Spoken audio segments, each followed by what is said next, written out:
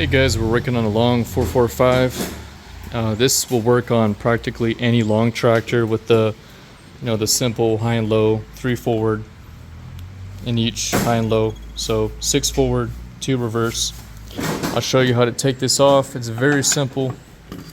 Don't let any of this confuse you. If you do exactly what I'm showing you, you'll be able to access your forks and line them up if they got into multiple gears at once.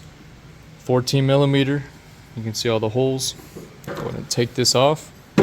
Check your mechanism, make sure all that's all right. If that's good, next we're going to go to how to get it in neutral if you need to move it or need to let it run or whatever. The first step is to get it into neutral. And you'll probably need someone to press on the clutch pedal while you move them. Sometimes they can get stuck a little bit. And you also probably need to be able to turn the engine over without it wanting to run. So you can, sometimes when you're trying to get in gear, you have to let go on the clutch a bit and then it'll go into gear. But if you don't let it move a little bit, it will never go into that gear. Same concept with this. Some of these will not want to go. So this middle shaft, this is your high and low. So right now we're in low, and then this will move here, I believe. So I'm gonna have him step on the clutch pedal and I'll show you.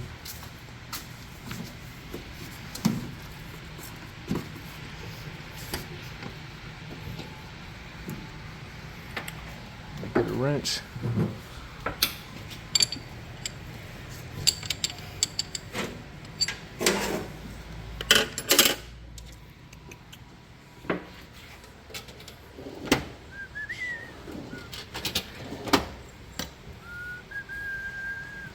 This may work good. All right, and you can also see this fluid is in very bad shape. That's from water getting in it. All right, see how that moved?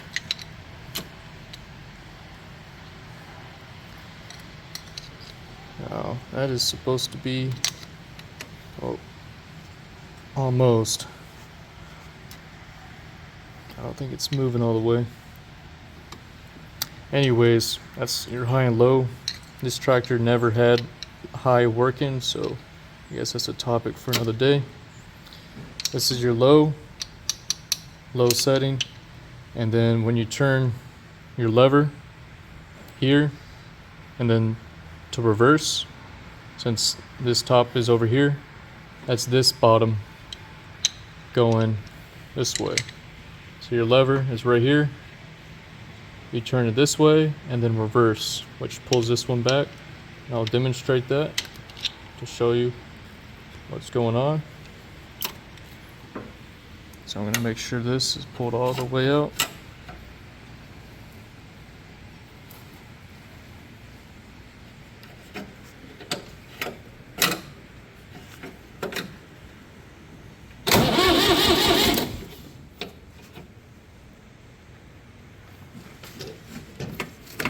All right.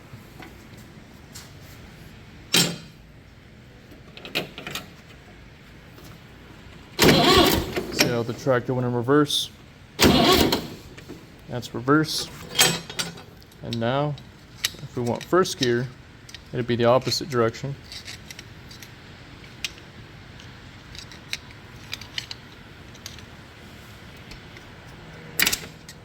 So that'd be first gear.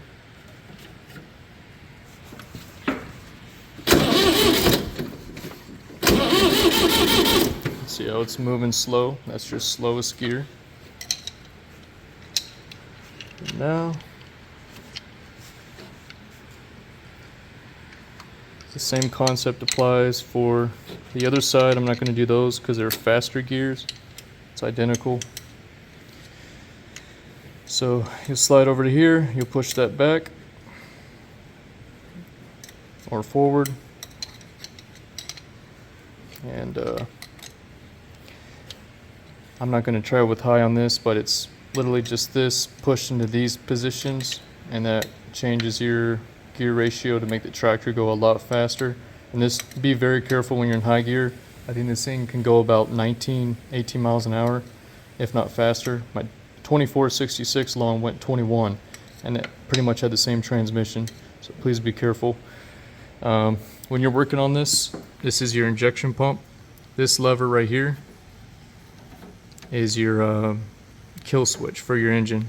So you can pretty much take that spring off and put that spring pretty much somewhere else and hook it to this side and keep it off all the time, so you can only turn the engine over to test if it's going in gear or not. So once you have them all lined up, this is how they're supposed to be. Hopefully you don't have any more issues. The issue with this one was the guy put a little block here to keep it from going into high gear, and that block scooted over this way and got into these gears and prevented these from moving. So the guy I was trying to sell it to, he forced these and got out of whack. So it should be good to go. Make sure to change your fluid. Just so you guys know, the transmission and the rear end share the same fluid along with your power steering. This has a very bad power steering leak, and so this is how you check your transmission fluid, which is all these fluids which operate both of these pumps. One of these is your power steering pump slash other stuff, and the other one powers your 3-point hitch, stuff like that, and your wet lines. So hopefully this helps. Try to clean all this off and keep your tractor under a roof if you can, or you're going to have to change your fluid quite often. When you change it the first time, I'd recommend filling up with automatic transmission fluid. It has a lot of detergents in it, cleaning, and it'll clean it out really good. Use it for a bit, change it, and then put some good hydraulic fluid in it. Make sure you have enough on the dipstick.